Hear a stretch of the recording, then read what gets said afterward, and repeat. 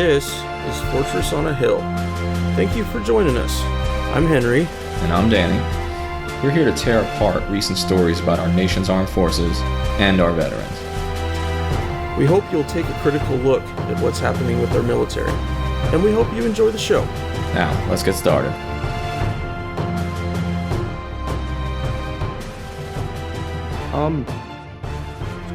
So I wanted to ask you a little bit about this is more of an out there question than some of the other ones, but I wanted to ask you about the disconnect that we have from war as it relates to your time in the service.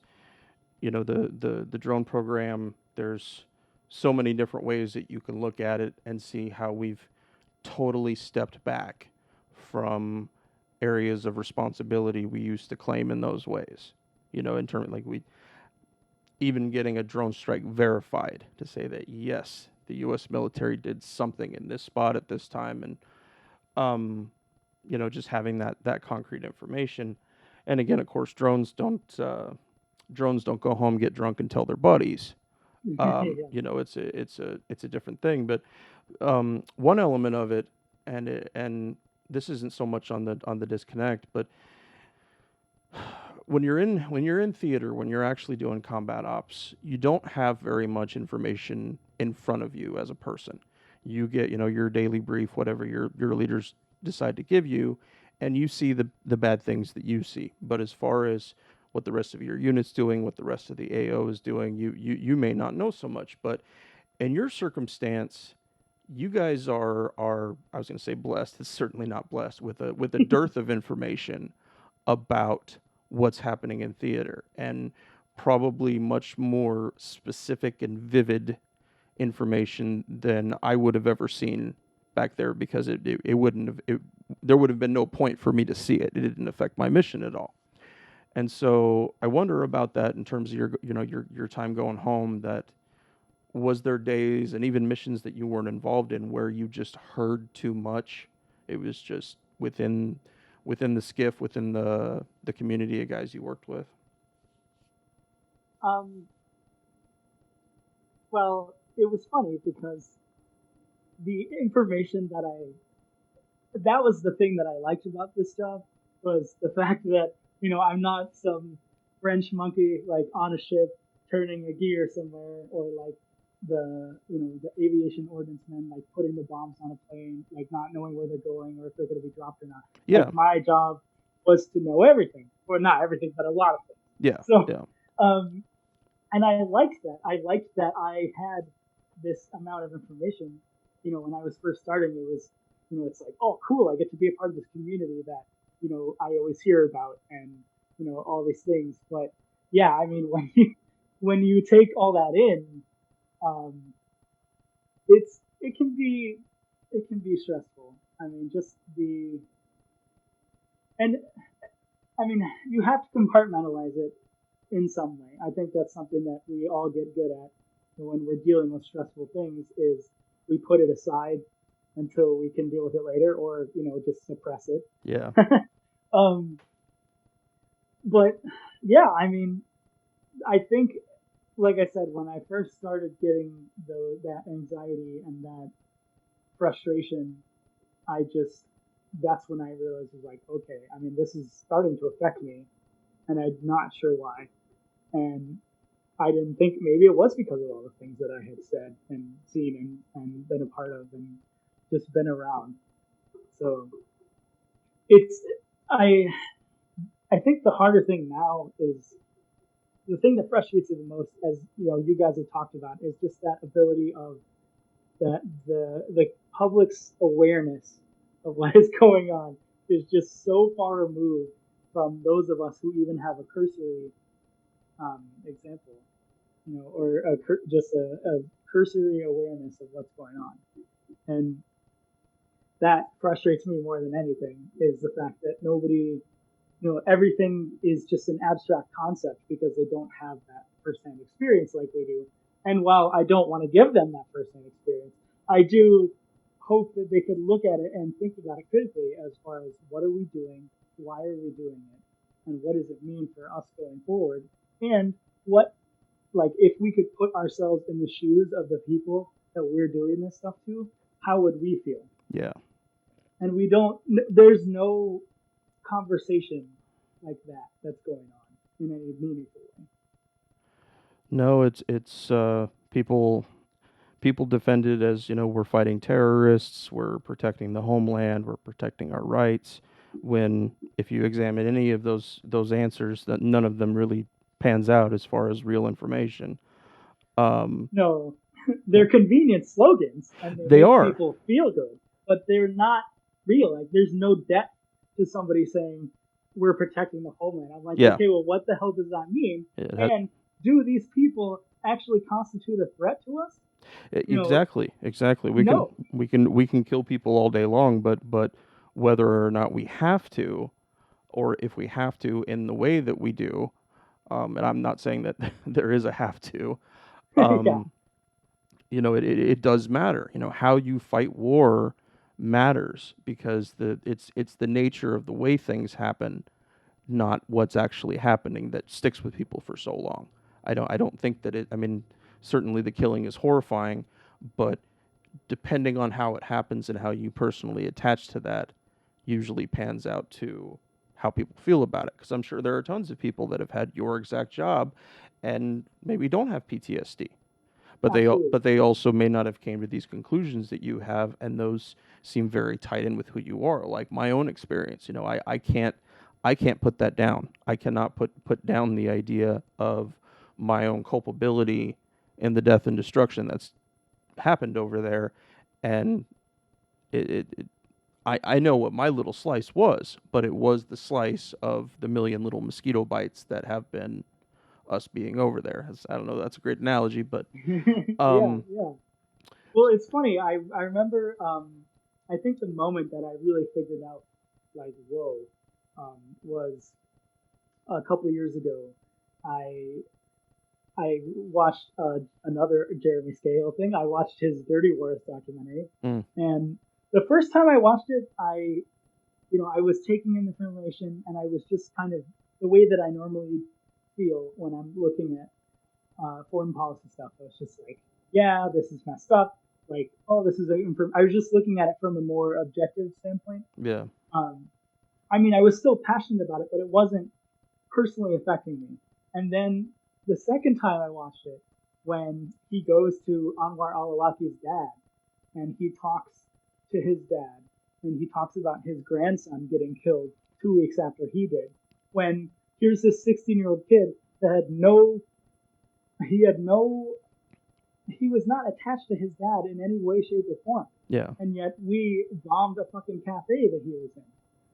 And he's, and I don't know what it was, but I just remember sitting there, and it just hit me. It was like, oh man, like, yeah, okay, I wasn't involved in that specific thing, but just that, like you said, that culpability of like all the things that I had been a part of, and this machine that I am adamantly opposed to, but I was a part of it. Yes. And I remember going to sleep that night, and my fiance, she was my girlfriend at the time, I was there, and I just broke down, and I just said, I helped kill people.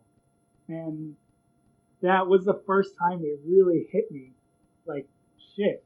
And I mean, that was a tough thing to get over. And obviously it's still a big part of the way that I feel. And I mean, even though I know I shouldn't feel like I have a war debt, but I do.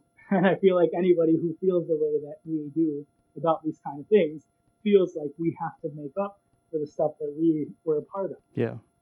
And that's why I feel like that's why I kind of put myself too far into this job that I'm in currently, because I put too much of myself into it, and because I feel like I have to make up for it, which is not true. It's a false dichotomy, but at the same time, I feel like it helps me do my job better. Yeah. No, you feel it to be true more than you think that it's true. Yeah. But I think that's part of. I think that's part of it, analyzing your life. You know, I got out in 2008, and I did not start having PTSD symptoms until the end of 2011, beginning of 2012. And I think part of that was, you know, you there's a natural slowing down of your life as you leave the military, because very few other jobs or lifestyles move as quickly as the military forces you to move. And so there's that, you know, there's the churning down your own personal war machine, and you're having parties with family, and you're doing the things that you missed out on doing. And it's when life becomes more normal, I think, and you're allowed to really slow down, and you start to go back a little bit, because that slowness has allowed you to reflect. But if I think of guys that, like, I'm a former MP, other MPs getting out and immediately going into law enforcement, and that being such a similar experience. Did those fellas ever have a chance to let all that, as far as their lives, slow down, especially anything that involves dealing with people with violence, anything like that, and kind of see what happens? And I know older guys, sometimes it doesn't happen until they retire. That Yeah. they work a full career, and then all of a sudden, what the fuck did I do? But yeah, I don't think that me personally, I don't feel like I have a war debt either, an actual one, but I definitely feel that I do. And just the things that I went through. But I think it's just about being honest with yourself, being emotionally and intellectually honest about your life and about the things you go through. So. And I mean, I talk with my friends who are still in, um, or I mean, I have a couple friends that just got out, so they're still very much in that, mode. Yeah. But who knows? I mean, who knows where they're going to be in a couple of years? And maybe like I feel like everybody has that same thing of where it takes a little while to go through. Yeah. But I mean, I think about my friends, like some of my friends who, thought critically about what we were doing and have gone deeper into it, shall I say? Like they've their jobs are now more ensconced in the community, and with more hands-on stuff, and that is really perplexing to me because I think, wait a minute, like this is how you thought then, and I from conversations I feel like you still feel that way, yet you're putting yourself into it more. Yeah. And yeah. I know that I have the benefit of hindsight because like I've been out for a while, and maybe they're still just, well, this is what I want to do. We make all kinds of rationalizations as to why we do stuff. Oh yeah. Yeah. It's just really interesting to me that I have those friends, or even if they didn't stay in the military, they went to work for contracting companies, and now they're part of the even weirder bureaucracy of of the community, which I think is even more messed up, because then you have to buy into the politics a lot more. Not buy into them, but you have to be a part of it more so than when you're in the military. And yeah, I don't know. I mean, I feel like when I was getting out, or when I was first thinking about getting out, and I was looking at the contract companies because why not? I mean, I was like, hey, at the time I was like, I didn't really get that I wanted to stop doing it entirely. So I just was like, let me see what's out there, because like I said, I wanted to get a job that I could use in the civilian world if I wanted to. Yeah. So working at NSA, there's so many contracting companies, and they love hiring ex-military people because you know what you're doing, you have a clearance, it's just easy, and they don't have to spend money on training you. Yep, foot right in the little. door. So, and I mean, so many kids, like within, or not just kids, people, like within, like a couple of weeks, it'd be like, oh, I see you in uniform, and then a month later, once you're done with leave, you're in like business casual, and it was just crazy. So, but like, I was thinking about it for a while, and my buddy who was in the army, he got out.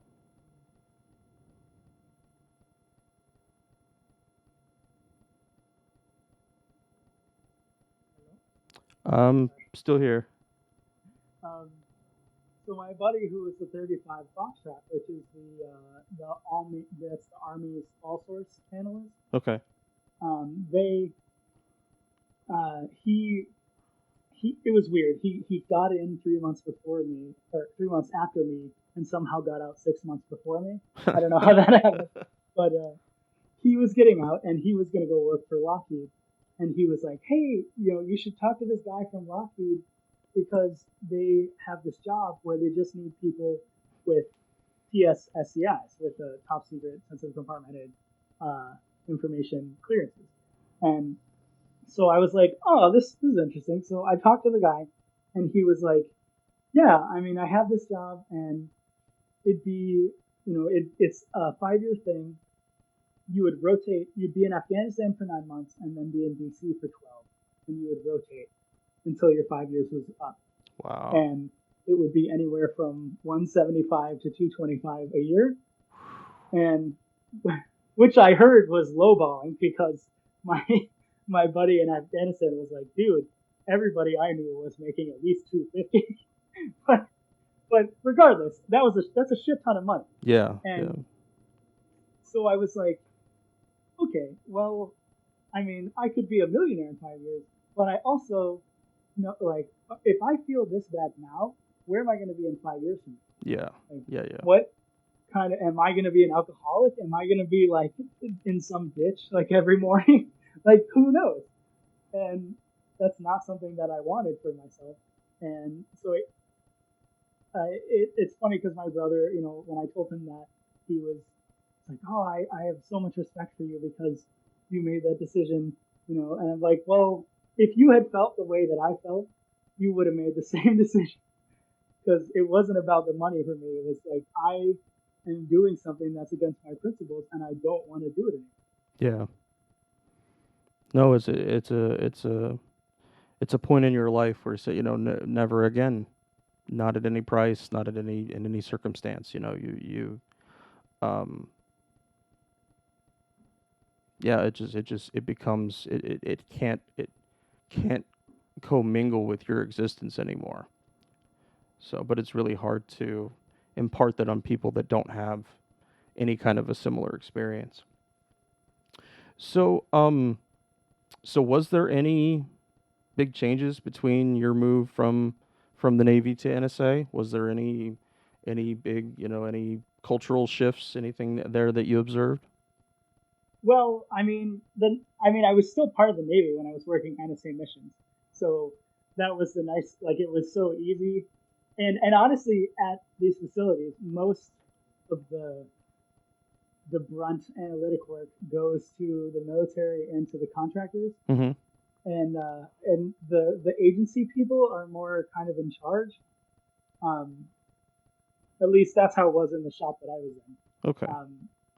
So, which, yeah, it's probably different at the headquarters because there's a lot more people, but um, most of the time it's the military and the contractors doing the real, like, technical work, because we have the expertise to do it, and it's probably cheaper for them to do that. Oh yeah, no, service members are expensive. So yeah, but it was interesting, like, being under, I worked with a bunch of Navy people, but I had NSA bosses in that mission, and it's the thing that I liked about it was that it was more long term. Um, well, I say, like, it was a double-edged sword because there's an aspect of the fact that you're looking at things further out, of like, what's happening in a couple of years, what's happening, in like 10 years, yeah. versus everything in the military side. It's always like operational, like, oh, we're doing this right now, or Yeah. this is happening. That's not fair to say, because I feel like all military operations are long periods of doing nothing with, like, periods of craziness.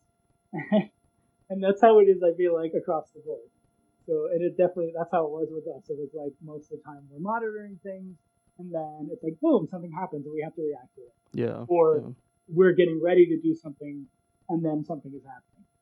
So it was interesting on the NSA side, where things were much slower, versus when I was working Navy side, things were much faster. if that makes sense. Yeah. Um, so I wanted to ask you a little bit more about the job you have right now. Yeah, Um, what now you work for Clackamas County Veteran hmm Services? Okay. I do. And what all kinds of assistance do you provide to veterans? I mean, my program specifically is a permanent supportive housing program.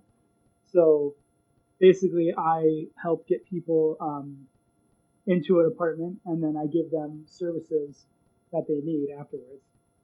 So I'm basically just trying to get people, and everyone has to be chronically homeless and disabled. Hmm. So um, that's verified by a doctor or a social worker.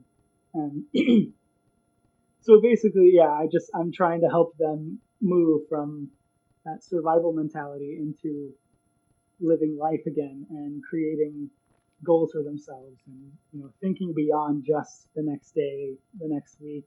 Where am I going to eat? That you have to do when you're homeless. Yeah. And it's funny moving from a when I was working in downtown Portland. There's, as you know, there's been a huge explosion of the population because of the drastic increases in rent. Yeah. Yeah. Where people were telling me, 7 years ago, they could rent a one bedroom for like $600, $700, and now that same place is $1,200 or $1,300. Yeah. And people from more wealthy places like the Bay Area or New York or Chicago, they say, "Oh, I would love to pay that much money." And it's not about the amount of money; it's about how their ability to pay that Yeah. goes no further, because your wages are only going up, half as much, if not less, than what the rent is going up. So people can never catch up. No. And No. it's this is happening all over the country. Like, this isn't just happening here; it's happening into a lot of mid-sized cities. And there's a really good book um, called How to Kill a City, and he talks a lot about that, about gentrification's role in destroying cities, in creating these situations where uh, people aren't even able to afford to live in the places where they lived just a year before or 2 years before. And it's been really interesting on this side of things, getting to know all about that. But I feel like with homeless people in general, there's always a lot of stuff that happens, and I feel like there's always some kind of trauma. Not always, but just the act of being homeless can be really traumatic, because when you lose your place of living, your home base, what that's got to be really scary. Oh yeah, absolutely. So, and then you have the folks who have been doing it for a long time, and you may have the folks that the veterans, especially, that were in Vietnam or in the first Gulf War, or in the 70s and 80s, and they they weren't able to take advantage of anything that came out, especially during the 80s, because there was a lot of people who weren't active duty, because there was a lot of people that just were guard and reserves. You can't get a lot of assistance if you're not activated. Like, for the VA, you have to have that 180 days of active duty time. Yeah. And for those of us who were in for 4 years, just say, "Oh yeah, whatever, 180 days." But there is so many people who never made it out of boot camp, never made it out of A school or AIT, and or they got in trouble, or and it's just, there's so many different issues. And something that my JAG friend told me the other day, he's a Marine JAG, he told me that if you get one non-judicial punishment, which is a Article 15, if you get one Article 15, your command can recommend you for a general or other than honor, which I didn't know, and I thought that was crazy. I'm like, you're saying because they popped on a UA or they made this mistake, like, you can get NJPs for missing a PT test. Yeah. And, Yeah. and then you're going to say you can deny that person the ability to have the GI Bill? Like, no, I don't think that's right. But regardless, it happens. And so you have all these different people's circumstances, and so then they can never take advantage of the VA, and then they spend their whole lives, trying to fix themselves by themselves, and they may spend 30 years doing something that maybe they wouldn't have done had they gotten the assistance that they needed. And so it's I'm grateful to be where I'm at, where I can help those folks, but it's also a really interesting example of what preventative measures we can take. Because I think about a lot what's going to happen with our generation of folks. Like, yeah, I mean, you have people from Vietnam, and while that was a crazy time, they were there for like a year, or maybe a little. Most people were there for about a year, right? So, but what about our generation? Like, when we get into our 50s and 60s, Yeah. and you have these people who went on 6, 7, 8, 9 deployments, and were basically at war for 20 years. It's probably going to be longer than that. But, when our generation gets to that age, like, what kind of stuff are we going to be facing? Yeah. Like, what is the country going to be facing as far as veterans benefits? And, like, I don't think we're thinking about that in the current world. No, Danny has Danny has a great quote from a little piece he did on DannyWar.com, saying that the best way to honor veterans is to create fewer of us. Yeah. And I don't think that that burden, that idea of the damage done to all these thousands of Americans that served is a weight that military leadership carries, or even up to people like Trump. I don't Barack Obama, George W. Bush, I don't think any of them, that they in understanding how much damage they caused by sending troops into combat. But and again, I don't know that that's specifically their job, but I agree with Danny about it, that that the best way to honor veterans is to create fewer of us. But when the missions become so nebulous, when the like you were talking about Alaki's grandson, where was the tactical good in that? Where was the reason that it happened, that it gave us a leg up in another way, not just like you mentioned earlier, not just the next terrorist, not just the next mission, but why was the mission before important in the first place? And they can't explain that to us. Because if they tried to, their entire argument would fall apart. Yes, exactly. And exactly.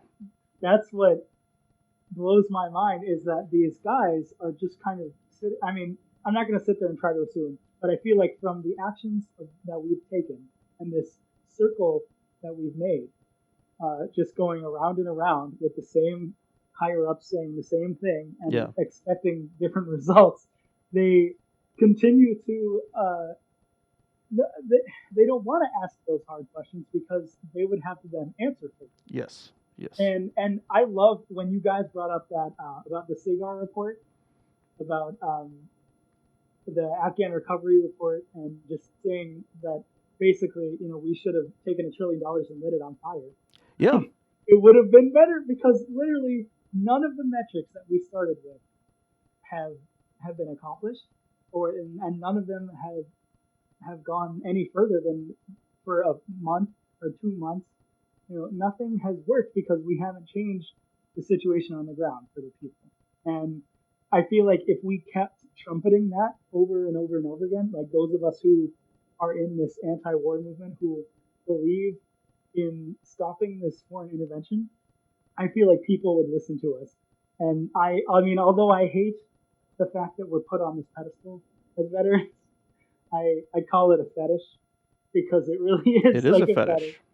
And it's this weird thing of us just, oh, thank you for your service, which I know that some people are okay with that, but me personally, I don't like that, because I'm not thankful for my service. Like, I am grateful for the experience and for what I did, but like as far as the learning opportunity, but I'm not grateful for being a part of this machine that has pushed us into the place that we're at and continues to do so. Like I can't, and also it's not really, it doesn't mean anything. It's just a vague platitude that people say. It's that like rote phrase of, oh, thank you for your service. Like, what does that mean? It's Merry Christmas for veterans. That exactly. No, I can't say that I've thought about it so many times, but I've never stopped somebody when they've wanted to thank me. I usually kind of think in the back of my mind, Yeah. okay, cool, yeah, you want to say thank you, and I think part of it is that people are so disconnected from the military that they don't know what to do. Well, yeah, and they don't. I mean, the amount of people who are going to the military is smaller than ever before, Mm-hmm. and we're going for longer and longer. Yeah. And Yeah. so you're trying to go, and like I was saying, with when I was going back to school, I might have been like one veteran out of 1,000 people, and I didn't know what I was like. I didn't realize how isolating that was initially, and I just was getting frustrated at the fact that these people in school are just focused on their lives, and I'm like, there's nobody around who gets what I'm feeling. Yeah. Yeah. Yeah. And it's hard. I can't even imagine going to a place like a rural place where that might be the case. Um, at least I was in like a populated area, Yeah. but I'm like, I can't imagine the folks who are by themselves and they just continue to isolate further and further. And I feel like that's where, you get to the folks that have to come and be in part of my programs, the programs that are available to veterans, Yeah. because they never get a support system to really help them through it.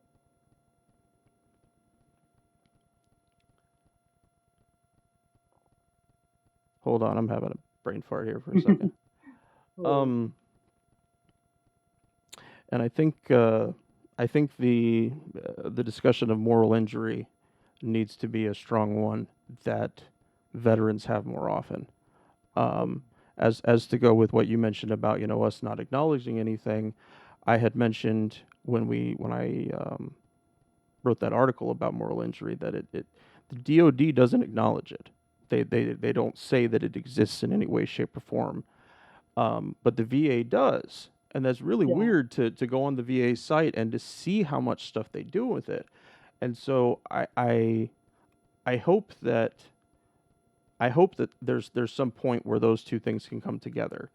Um, but the real area that I'd like to help in, the area that I think is going to be most helpful, is with kids. Um, I know that I'm just in the initial stages of thinking about it, but I would like to be able to go to some of our local high schools and talk to them about my service. mm-hmm. And if nothing else, to give them a comparison, just to throw out something different that the recruiter, may not give, or the people they meet who have served may not give. And that, in that kind of situation, service isn't a platitude anymore. It's real. There's a person and Yeah, they're telling you a story. And I think that it's going to be so powerful because kids are so adaptable at change. Once they get into their late 20s or 30s, we're on the course that our life usually takes us. Very little. It doesn't usually deviate too much. But in the early years, when we're still trying to figure out what we want to do, it really can take different directions. And I see people arguing online about, that they got into a fight with somebody because they were talking somebody out of joining the military. And right. people join the military for their own reasons. I was, Mm-hmm. since the age of 12 up until when I enlisted, I was damn going to become a soldier. That was my own choice that I had taken and based on my life experience. Um, but yeah, I think that's going to be the biggest thing, and I also think that's going to be the biggest thing, not in simply dissuading people from joining as much, but in letting more people know about it, because the energy and enthusiasm that younger people can put into it really, really can drive things. But it has to be something that they can grab onto. They can't, the platitudes don't work anymore. They don't want your bullshit. They want something real. They want to Yeah, hear real stories about real people and about how they're affecting real people in other parts of the world that we don't account for. The recruiter doesn't show you pictures of bombed out sites in Afghanistan and Yemen. You don't, you're not going to see that. Um, so I think that could be an area that could be really helpful. But aside from that, yeah, the anti-war movement is it's hard to see it getting any steam.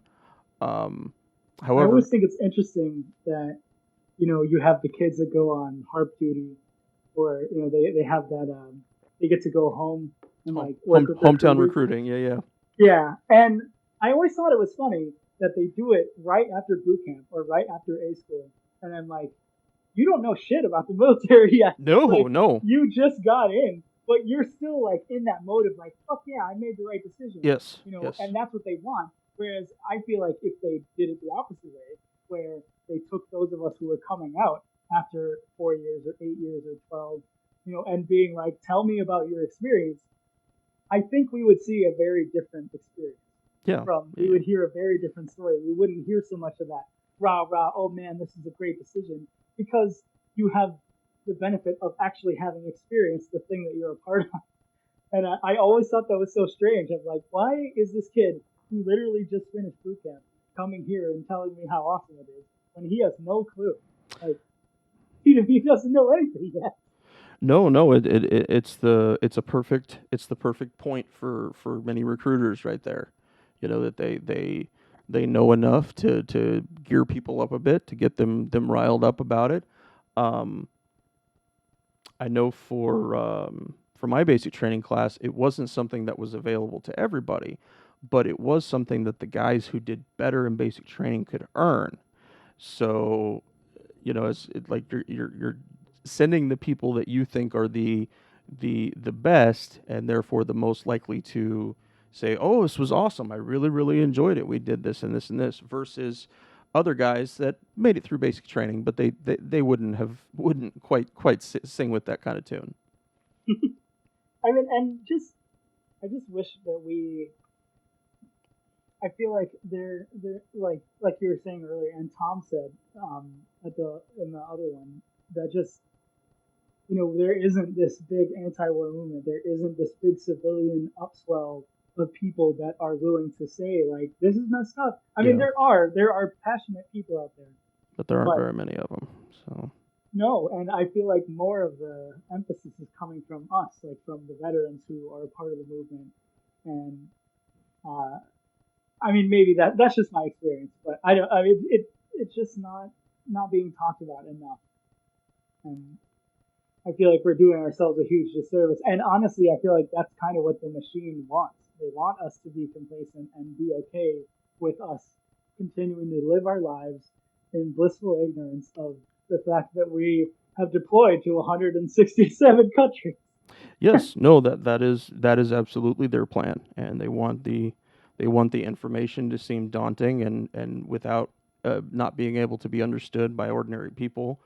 And they want to be able to say that when we look at the pictures of bodies of people or bombed out buildings, or heck, even the kids that are in cages down in Texas right now, they want to be able to say that we don't see the full picture, that we can't understand. And the reality is that it's a human picture.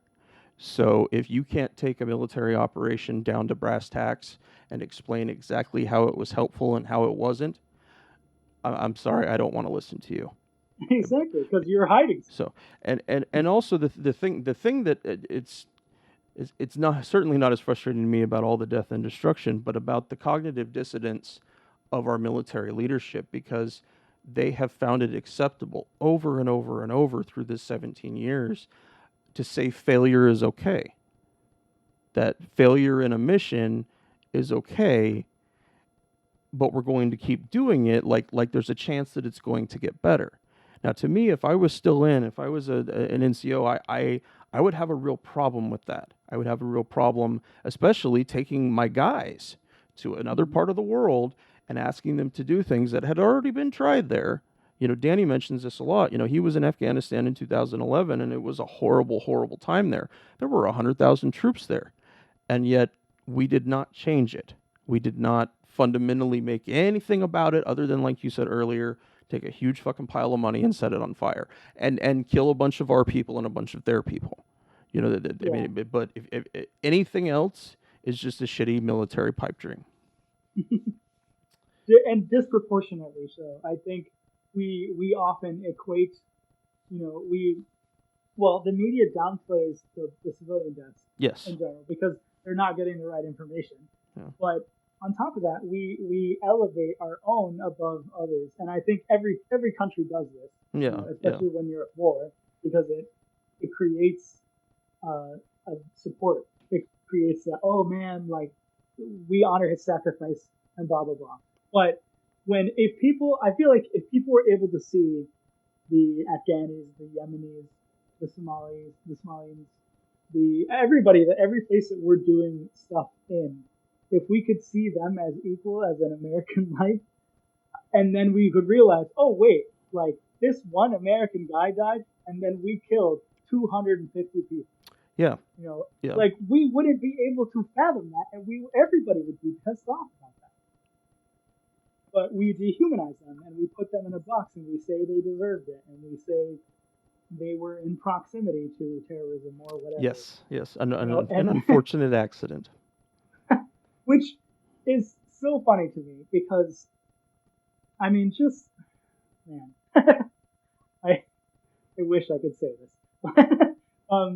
It's just the things that we put in reports, and I'm sure you saw this, like, you see people and something happens, and someone gets wrong information, or they're just afraid, and they open up on a group of people, on a house, and they don't know who's in there, or they throw some grenades in there, or somebody asks for some air support in some specific area, and they don't know what's over there. They're just freaked out, or they think they heard something.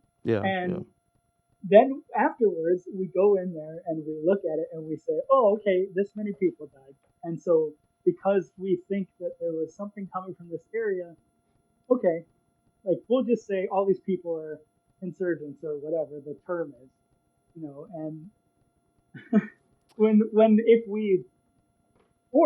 the worst thing is when you have the officers who are writing it up, and they're the ones saying, oh, I did this, and this. Yeah. I protected my buddies because I threw this grenade in this house, and they say, oh, it was a bunch of insurgents, when really it was a bunch of women and kids. Yeah. But nobody knows that because they got to write it up. Exactly. Yeah. There's a great piece. It's a little old right now by Adam Linehan at Task and Purpose that he's done a huge, deep investigation over the Haditha killings in Iraq in 2005. And what you're talking about seems to fit right into part of that narrative that the Marines got hit, and understandably so. Some of their I want to say there was at least one guy that died right there, and another guy that died of wounds later, which is a horrifying thing to go through. But instead of falling back and regrouping and deciding what the best thing is, they went with their instincts at that time, and their instincts were, just as you said, to go and kill a bunch of innocent civilians. And so if you take that frame of reference and you multiply it hundreds of times over 17 years of doing this, or even if you want to take it back to Vietnam and World War II, is that how many people died in those times just as a adjacent to somebody else's horror. We're pass horrors onto each other, just down the line. And Danny mentioned something. I was editing our newest episode today, and Danny mentioned about, we talk about 9/11, and it's certainly a horrifying thing that happened to our country, and a lot of people that didn't deserve to die died. But we have perpetrated multiple 9/11s on different parts of the world. It's not even 10 to 1 anymore. No, there is no statistical comparison whatsoever to how many people have died on each side. But because of our position in the world, we're able to keep doing it. And like you said, depending on who writes it up, and we're not just talking about, people at the scene now, we're talking about how journalists write it up, how, I know we've done some in-depth stuff on the Niger ambush, how CNN lied, as part of that whole thing, but because they're doing the accepted narrative, people don't question it, or at least people with enough viewers don't question it. I used to have respect for Rachel Maddow. I did, as a journalist. Yeah, me too. I have no respect for her anymore, because if that's what MSNBC is telling her to cover, I liked hearing her conclusions, but as far as the topics, if that's what NBC is telling her to cover, why does she fucking work there anymore? And you go through that and you see of all the different ways that the media manipulates things and tries to hide the sins of certain groups, and how veterans are treated, and service members, as terms of their missions, are two of those groups. And so the bullshit never stops. Like you said, if it starts in country and somebody writes up a report and then it makes its way to the commanders and the commanders deal with it a little differently, and then it makes it up to combatant command level and it's something else, and then it makes it to the desks, and everybody gets their little 2 cents on it, and everybody gets to decide how much they want to be responsible for. But there's that separation in there between the operations part, the guys who pull the triggers, and the guys who order the triggers to be pulled, and nobody ever becomes responsible. It's like it's just this thing in the middle. Well, we didn't communicate right, and we dropped the bombs in the wrong spots, and now the people are dead. When the reality is that if we did not take warfare to every part of the world, the people wouldn't be dead either. Exactly. So, but again, it is that if someone can't take it down to simple human terms, and explain to you what actually happened, looking at the big enough picture, then I'm sorry, dude, you murdered a bunch of people. What do you want me to say? You can't put it any other ways. Where were these people's weapons? Where was the threat other than your own personal damage? And that is, like I said, with the thing in Haditha, it's fucking horrible. I'm not saying that losing your comrades or being in a firefight is not a horrifying thing, but when do we stop passing the horrors down the line? You were asking when you were at that interview with Tom, you were asking about movies is there any movies that kind of bring up this other side?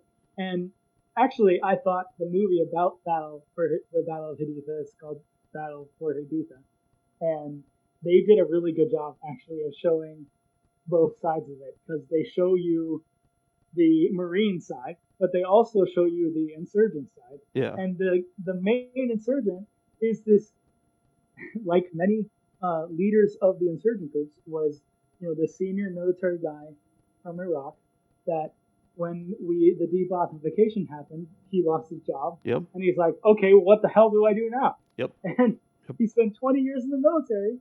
He was expecting to get a pension and feel good about himself. Mm-hmm. And then they give him $50 and say bye. Yeah. And he doesn't want to work with Al Qaeda because Al Qaeda is fucking crazy. But he also doesn't want America there. And he says in there, the Americans created the insurgency because of the debothification process. Yeah. And it's just like you don't see a lot of movies that bring that side up. Like all of our movies, not all of them, but most of them that are focused on Iraq and Afghanistan are all, oh man, look at how awesome we are, and just the normal military movie bullshit. But yeah. That's why I liked that, because it was like, let's bring up this other side and show you why the way things are the way they are, or at least a side of it that we don't listen to. Yes. No. It is really hard to find those, and I actually haven't seen that one. I'm gonna add it to my list now. But it for me, watching a military movie is a commitment, because if whatever happens in the movie brings up your own personal stuff, it can be a really hard thing to deal with. But you really don't know until you watch the movie. And of course, sometimes it's a point of conversation between veterans. What did you think about this movie? And but I will definitely, I'll add that one to my list. Yeah, I'm sure you heard Danny and I cuss about Black Hawk Down and little bit about Zero Dark 30. The one thing I liked about Zero Dark 30 was, so they show you the black site and they're showing you all the crazy stuff, and they're like, oh man, look at this enhanced interrogation techniques and crap. But what gets him to actually talk when they were sitting down and they had a meal? Yep. And I was like, that is what we need to focus on, because that works. Like talking to people and treating them like a human being. What a concept. And trying to enmesh ourselves some way in their culture, as opposed to expecting and demanding that they enmesh themselves to ours. Iraqis are they're generally very hospitable people. They when people are on the Hajj, on the long pilgrimage to Mecca, they they'll give people water, give people food, maybe even let them sleep in their home. And breaking bread with them is really a big thing. I remember I didn't get to participate in the meal. I was doing security outside. But I remember we went to I think it was the police chief of our town's home, and had dinner with them, and they brought it out, and it was chicken. It was delicious. I ate it right there when I was in the turret. But those are the things that help us create dialogue, and dialogue is the only way that we get forward. Death is its own form of communication, death and warfare. But if you're not actually communicating on a wavelength people understand, like within their own culture, nothing gets talked about. It's just death for death's sake. Right. Well, brother, I think you and I have done our good service here today, chatting about your service. I'm thank you so much for coming on and doing that with me. Just given how varied your experience has been, I'm certain we'll probably have you on again to speak about different stuff that you've been that you've gone through. Would you be down for that? Absolutely. I appreciate the offer. All right. Well, guys, thank you for listening today, and we'll see you next time.